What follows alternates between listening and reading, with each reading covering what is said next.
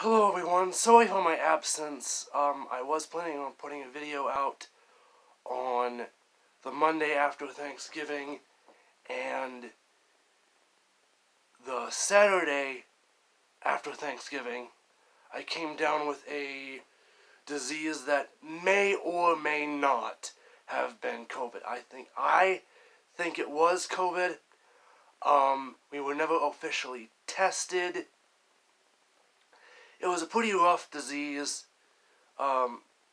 Retrospectively, I don't believe that, I should have gotten vaccinated. It was rough, but I don't think it was really worth getting vaccinated over, particularly the risks that I've heard can come with the vaccine.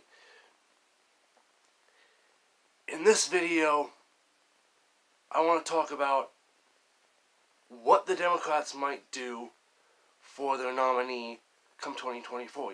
It's this upcoming Saturday is Christmas, as when I'm filming this. And with Christmas comes New Year's Eve and 2022, and with 2022, you got only 2 years before 2024 and the next presidential election cycle. Pardon. So, the White House has announced that Joe Biden will not be seeking re-election, which, honestly, I think is the only thing they could do. I don't think the man could handle re-election. The man's mental faculties has slipped a lot in 2020. Even when he is not having just sounds randomly fall out of his mouth, the man speaks in such a way that he sounds like he has no clue where he is or what he is doing.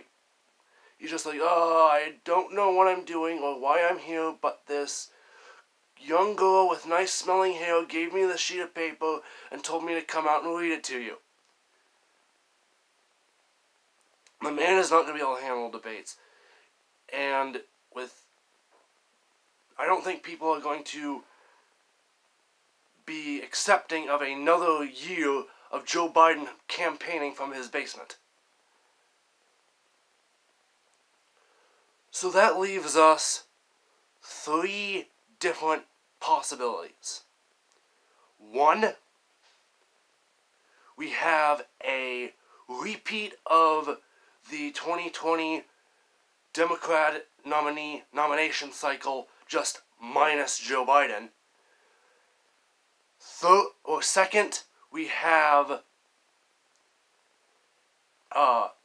there's been talk that some never before heard of left-leaning city council members from various major cities will run.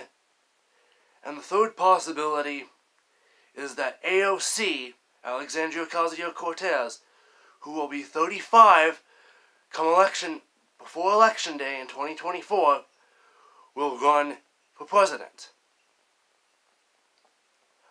I really don't see AOC being able to win the presidency. Yes, she has the name recognition, but in a lot of cases, she's recognized for being a radical ditz. Alright, so the far left love her. The far left are going to love her.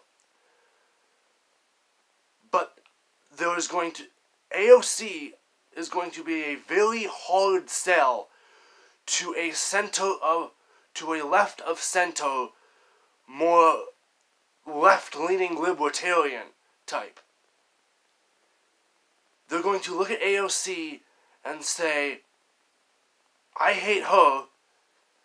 Yes, I also hate Donald Trump. And now you're basically asking them to pick to vote for whoever they hate less, and that is not a good situation. And I don't think that the far left is a big enough group, a big enough coalition to push a candidate all the way to the White House on their own power. They do need help from the center left, and I don't think they're going to get that with AOC.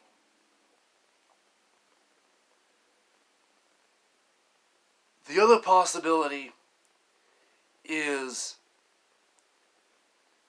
just running a repeat of 2020 minus Joe Biden. You know, we'll have Klobuchar, we'll have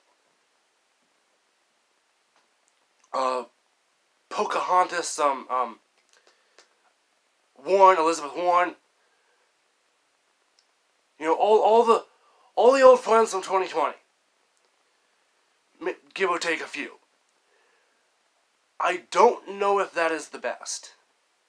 Because, once again, the left of center candidates may end up saying, I didn't like this person back in 2020, and I still don't like them.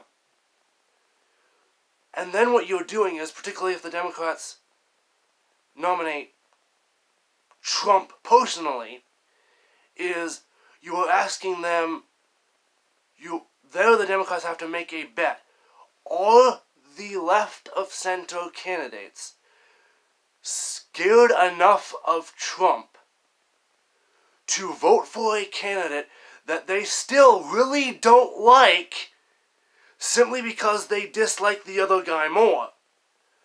Is that fear motivating them enough to get behind a singular candidate who can actually win, rather than just say, I don't like him, I don't like this other guy, and then they're going to spread their votes out amongst the Libertarians, the Green Party, and whatever else. It becomes a case of not necessarily getting them to not vote for your opponent and vote for you, but simply getting them to not vote for your opponent. That's what happened in 2016. There were more people who could get behind Donald Trump than who could manage to get behind Hillary Clinton. Was Hillary Clinton, was Donald Trump necessarily that popular? Not really, but it was that Hillary Clinton was even less popular, so all of the people who didn't vote for Hillary, who could have voted for Hillary Clinton and pushed her over the line, instead spread their vote amongst the Libertarians, the Green Party, and whatever else. And that's not necessarily a good idea for the Democrats. I think, honestly, the best possibility for the Democrats is to run the nameless faces, or the faceless names of all these left-leaning city council persons. Now you might say, but they have no name recognition. But that's the thing. This is the Democrats we're talking about. If the media looks at all of the people who ran in 2020 and just sees buckets and buckets of crap that aren't going to be able to win, they will mention this person that you haven't heard of since 5 minutes ago. Every chance they get, they will take an unknown and they will turn that person into a household name within like a couple of weeks. Alright, they will look at someone that you've never heard of and say, hey, we might have a chance with this person. We are going to ram their name and who they are down every single person's throat till every man, woman, child, and their dog know who they are.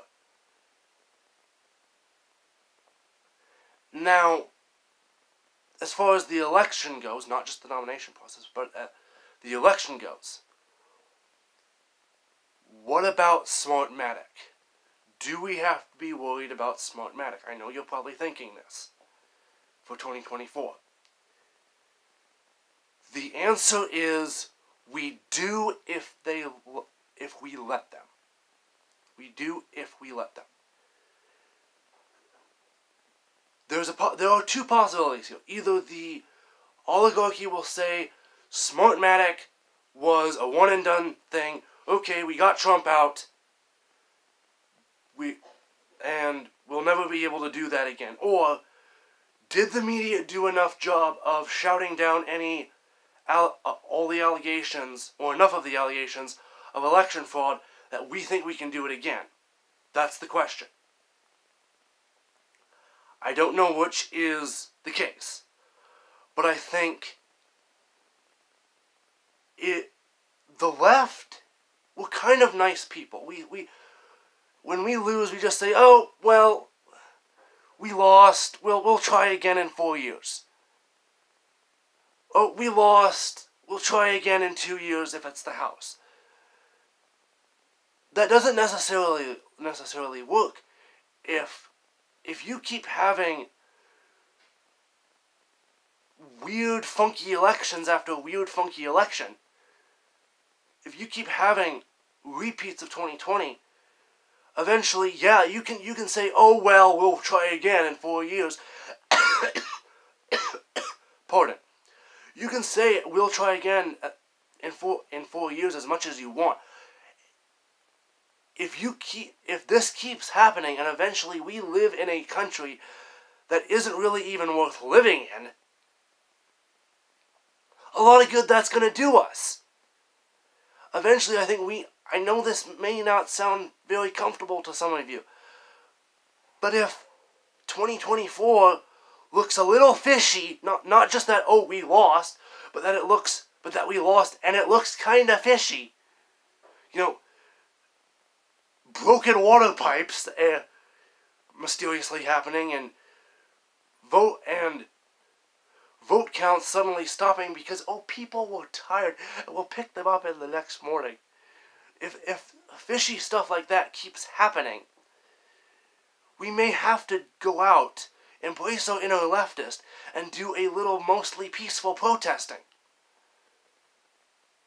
Playing nice and losing in corrupt elections doesn't do you a whole lot of good when the other side is trying to ruin the country. Thank you all for watching. Like, share, subscribe. Merry Christmas, and I will see you in another one coming up, hopefully before New Year's, but if not, I will see you in 2022. Thank you all for watching.